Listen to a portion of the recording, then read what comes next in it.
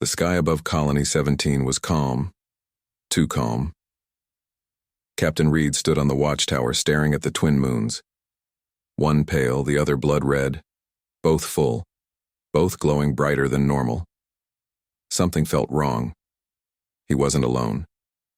Down below, a tall, alien girl stood silently in the corner of the outpost yard.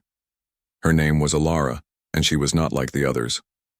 Pale blue skin, silver hair that shimmered in moonlight, and eyes, glowing eyes, that always avoided the sky. She had arrived 6 days ago, part of a peace exchange between Earth and the Thranari species. She didn't speak much. She didn't eat much. But one thing was clear. She feared the moons. That night, while the rest of the base watched old Earth movies inside, Reed walked the perimeter and found her curled up behind a storage crate, shivering. "You okay?" he asked. Alara didn't answer. Her breathing was fast. Her eyes flicked between the moons and his face. "You can't be out here without a heat seal suit," he added. "Too tight," she whispered. "It traps the light." He blinked. "That's the point of the suit." She shook her head. "No. Thranari skin. It drinks the light. The full moons. They awaken things. Dangerous things." Reed half laughed. "That sounds like a bad sci-fi plot."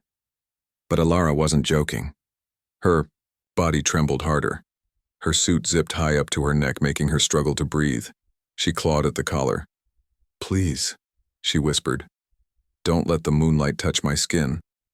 Suddenly, sirens. Blazing red lights blinked across the compound. "Warning, unknown object entering orbital zone." The speakers echoed. Reed pulled up his wrist screen. An object was descending fast from the atmosphere. Too fast to be friendly. Alara gasped and clutched his arm. "It's them," she whispered. "They followed me." "Who?" "The Moonscar. Clan. My kind, but not peaceful. They hunt the awakened." Reed's eyes narrowed. He pulled his jacket off and threw it around her. "Get inside." "No," she said. "If they see me hiding, they'll attack faster. But if I stand tall, maybe they wait." Just then, a strange sound filled the air. A hum. Low and deep, not from the object above. From her. Alara dropped. To one knee, holding her chest, Reed rushed to her side. "You're overheating, let me help." "Don't unzip it. You're burning up." "You don't understand," she gasped. "My body reacts to moonlight. If it touches my skin fully, I change." He hesitated. She looked up. "Promise me, if I lose control, run." He didn't promise. He reached for the zipper anyway. Her eyes widened. The zipper and the sky. Captain Reed hesitated, his fingers frozen near the zipper. Alara's breath fogged the air between them. Her chest rose and fell rapidly. Her skin, already glowing faint blue, now shimmered under the light of the twin moons above. "Don't unzip it," she repeated in a shaking voice. "If the moonlight touches too much of me, there's no going back." "You're overheating," Reed said, calm but firm. "If I don't help, you'll collapse." Alara's eyes locked onto his, intense, glowing, terrified. "Then let me collapse." But Reed didn't listen. With a swift, careful motion, he tugged the zipper down halfway, just enough for her to breathe. And that's when it happened. Her entire body flinched. A pulse of bioluminescent light rolled across her skin. The air around her shimmered like heat rising from a desert. She gasped. He stepped back. "What the hell?" She clutched her arms, but it was too late. The suit's seal had broken. Moonlight hit bare skin. Alara fell to her knees, and a deep, vibrating sound rumbled from her throat. Her back arched unnaturally. Her silver hair floated upward as if weightless. Then she screamed. Not in pain, but something deeper. Older. A call. Reed raised his weapon, uncertain. But she wasn't attacking him. She was changing. Her body lengthened slightly, her fingers sharpened. Blue markings spread over her chest, down her arms. Her voice dropped to a low, ancient tone. "It's begun." "What is?" Reed asked. "The heat," she whispered. "The binding cycle." Alarms blared in the background. The Moonscar drop pod had landed near the outer wall, but inside the courtyard, Reed had another problem. Alara stood slowly, the glow fading to a dim pulse beneath her skin. Her voice returned to normal. "You exposed me to the moons. Now, I cannot return to my people." "Why?" She looked at him, calm but sad. "Because I've entered the cycle. The first one who breaks the seal becomes my chosen." Reed blinked. "Wait. You're saying I activated something in you?" "Yes. And if they find out, they'll either kill me for being impure or force me to complete the bond with you." A blast rocked the North Tower. Threnari warriors, the Moonscar, were here. Alara staggered beside him. "We need to go. You can barely stand." "Then carry me." He grabbed her around the waist, lifting her with effort. She was warm. Too warm. Her skin buzzed under his hands. "Don't let them touch me," she whispered. "They'll sense it. The bond. They'll know it's begun." "And what happens then?" Alara's glowing eyes met his. "Then they'll kill you and make me finish the bond. In chains." Reed ran with her across the base, dodging blasts and shadowy figures. The moons followed above, bright and full, casting silver light on everything, and on Alara's skin. That light burned brighter than ever. The bond cannot be undone. The blast doors hissed shut behind them. Captain Reed lowered Alara gently onto the med bay cot. The emergency lights flickered above, casting shadows across her shimmering blue skin. Her breathing was shallow. Her body trembled. "Is it fever?" he asked the ship's AI. "Negative. Alien subject's body temperature is rising due to unknown internal process, likely hormonal or reproductive in nature." Reed frowned. "Because of me?" "Possibly. The alien's biological response is consistent with imprinting behavior." He looked down at Alara. "What the hell does imprinting mean in your culture?" Alara turned her head slowly. Her eyes were glassy with heat and confusion. "It means the bond has chosen, even if we don't want it." Reed sat down, on the edge of the cot. He was a soldier, trained to survive war zones, not alien emotions. "You're saying your people have a kind of mating trigger?" She nodded slowly. "The moons awaken it, but it only activates when another breaks the seal, when skin touches moonlight, because of another's hand. Mine." She looked at him, not angry, not sad, just resigned. "Yes, yours." A heavy silence fell between them. Outside, the Moonscar patrol searched the facility. Their language echoed through the walls, sharp, guttural, brutal. Inside, Ilara's voice was soft. "If they find me now, they'll know I'm bound. They'll take me, either to punish or to use." "Use?" "A bonded female becomes fertile. Rare, valuable, especially if she bonded with an outsider." Reed stood up. "Then we're not letting them find you." "It's too late," she whispered. "They'll smell the heat. They'll feel the pulse in my skin. It calls now. I can't stop it." She grabbed his wrist. Her hand was burning hot. "If I lose control, if the bond goes too far, it won't be my mind anymore, it'll be instinct." "You think I'd let that happen?" he said firmly. She stared. "You're not afraid?" "Of you? No. Of what they'll do to you?" "Yes." An explosion rocked the far corridor. The Moonscar had breached the outer door. Reed pulled Alara to her feet. "I've got a ship in the hangar. We move now." She winced. "I can't run." "Then I carry you again." As they moved down the corridor, alarms blared red across the ceiling. Smoke drifted from vents. Alien growls echoed closer. Then they saw him. A Moonscar warrior, 8 feet tall, eyes glowing red, stood at the far end. He sniffed the air, snarled. Then his eyes landed on Alara. He smiled. "She burns," he said in a cruel alien dialect. "The bond is ripe. Who dared activate her?" Reed raised his rifle. "I did," the warrior tilted his head. "Then you die first, little human." Fire beneath her skin. The Moonscar warrior stepped forward. His boots thudded against the metal floor. His armor shimmered like molten obsidian, and his breath fogged the cold corridor air. Reed stood tall, rifle aimed. "You take one more step, and I drop you," the warrior chuckled. Low, guttural, unafraid. "You think that weapon can stop me? You're not from this world, human. You don't know what we are." Alara clung to Reed's back, her hands trembling. Her skin was glowing faintly, like a dim flame had awakened beneath it. "He's not alone," she whispered to herself. "I'm changing too."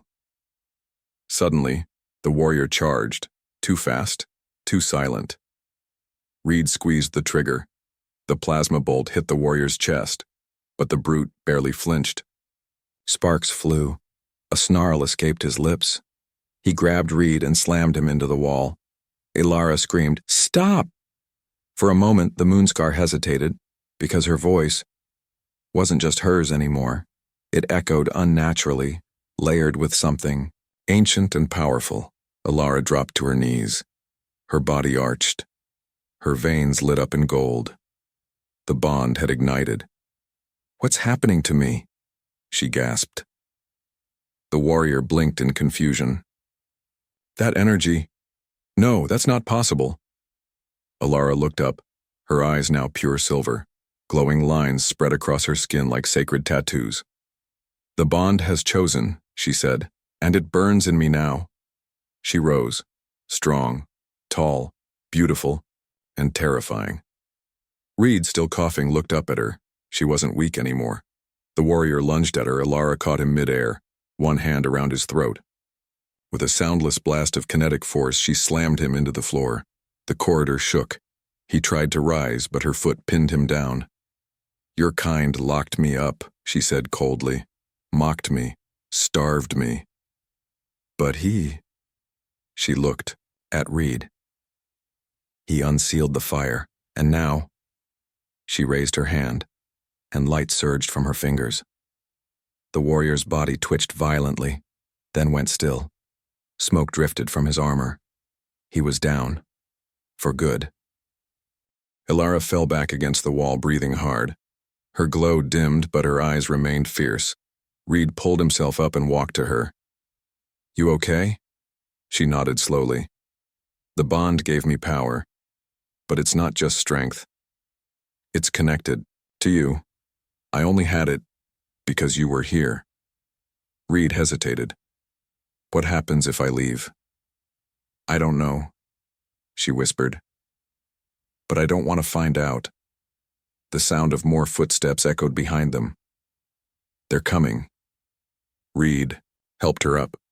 "Then we keep moving together." She looked into his eyes. "Together." And they ran. Down the corridor into the darkness, toward escape, toward something unknown, but no longer alone. Escape through the flame. Alara's skin still shimmered faintly as they ran. Every step she took seemed steadier now. Less fear, more fire. Reed kept close. His pulse was loud in his ears, but he didn't dare slow down. "Which way?" he asked. She closed her glowing eyes for a second, then pointed left. "Down into the fusion tunnels. There's an access shaft, if they haven't blocked it." Alarms echoed through the facility. Red lights bathed the walls in warning. The soldiers were closing in, but Alara no longer flinched. They reached the tunnel. The metal corridor narrowed, then curved downward like the throat of some beast. Steam hissed from broken vents. Glowing cables crackled overhead. Reed stopped short. "There's fire ahead." Alara didn't blink. "I'll shield us." He looked at her skeptically. "You sure?" She nodded, her eyes flashing silver. She stepped forward and spread her hands. A translucent energy shield bloomed in front of them, a dome of shimmering light. "Stay behind me," she said. Reed followed. The heat was intense, almost unbearable, but the shield held. Flames danced inches from them but didn't touch them. "You're not what I expected," he muttered. "Neither are you." "She are," replied. Behind them, footsteps pounded closer. A plasma bolt zipped past. Reed ducked and returned fire. "Keep moving!" They reached a locked bulkhead at the tunnel's end. Alara placed her palm on the control panel. Nothing happened. She gritted her teeth. They changed the code. Reed stepped in. "Then we make our own door." He planted a charge. "Get back." Alara shielded them again as the blast rocked the tunnel. The door fell in with a crash. They emerged into a large chamber filled with swirling orange mist. Old machines, dark and silent, loomed around them like grave markers. "Where are we?" Reed asked. "Old fusion core chamber," she whispered. "Abandoned, dangerous." "Perfect." They moved through the chamber, silent as shadows. Then a deep voice echoed. "There is nowhere left to run." A Moonscar commander stepped from the shadows, taller than the rest, cloaked in armor laced with energy veins. Behind him, more soldiers appeared, blasters ready. Reed raised his rifle, but Alara held out her hand. "No, let me." She stepped forward. Her eyes glowed brighter. The commander sneered. "You don't have the strength." "No," she said calmly. "But I have the bond." Energy surged from her chest, radiating in rings of light. Machines around them flickered back to life. The floor beneath their enemies cracked. A pulse wave blasted outward. The Moonscar soldiers screamed and dropped their weapons. Some were thrown against walls. The commander braced but stumbled. "She's tapping into the core," he roared. Alara's body trembled, but she didn't stop. Reed grabbed her arm. "You'll burn out. Then I burn. But we get out." She raised both hands. The chamber roof split. Above, moonlight poured in, a shaft, an opening. Freedom. Reed fired a hook line from his gear. It latched to the upper rim. "Hold on!" He grabbed Alara and launched upward. Behind them, the commander lunged, just as the core exploded below. They reached the surface. Snow fell softly around them. Alara collapsed to her knees, gasping. "It's over," she whispered. Reed nodded. "No, not yet." Because in the sky above, ships were descending, and not all of them were friendly. War beneath the moons. The cold night wind howled over the broken mountains. Alara stood slowly, still shaking from the blast. Her once glowing skin had dimmed, but the fire in her eyes remained. Reed checked his scanner. "We have 5 incoming ships, 2 Moonscar patrols, 3 unknowns." "Not ours?" Alara asked. "No Earth markings," Reed said. "But definitely not friendly either." Above them, the twin moons of Kalor glowed, a pale blue and a deep blood red. Alara's body tensed. The red moon's light touched her skin. She gasped. "I told you. The red moon brings heat. Madness. That's why I begged to hide." Reed stepped beside her. "I'm here now. No more hiding." The ground trembled. Dropships landed, kicking up ash and snow. Tall alien warriors in sleek black armor disembarked. They didn't speak. They just marched forward. Reed and Alara had nowhere left to run. "Cover's blown. They know we survived," he said. "Then we fight," Alara whispered. But her breath was uneven. The moon's energy was burning through her body. Suddenly, one of the soldiers stepped forward and removed their helmet. It was a woman, pale, scarred, eyes filled with sadness. "Alara," she said, "come home." Ilara's eyes widened. "Mother?" Reed blinked. "Your mother leads them. She was a general once before she betrayed our caste. Looks like she came back for you." "No," Alara said. "She came to finish me." The two women stared at each other, years of pain between them. You bonded with a human, her mother spat. You brought shame to our bloodline. No, Ilara said softly. I brought hope. The other soldiers raised their rifles. Reed aimed his gun. So did Ilara. Tension hung thick in the freezing air. Then, the unknown ships descended. A huge blast hit the ground between the two groups. Everyone fell back as a third force landed. Massive alien creatures with glowing spines and shifting metal armor. Who the hell are they? Reed asked. Ilara's voice trembled. Old ones, woken by the moons, ancient enemies of both our kinds. The battlefield changed instantly. Moonscar and rebels alike opened fire on the invaders. Reed pulled Ilara behind cover. Now's our chance. We escaped during the chaos. No, she said. We stop this. We stop them. You're still weak. I'm burning, Reed. That means I have power left. Maybe not for long, but enough. She stood. The red, moon's glow surged over her. Her body ignited with energy. Her markings pulsed. Her voice echoed like thunder. The old enemy turned toward her. She screamed and launched into them with blinding speed.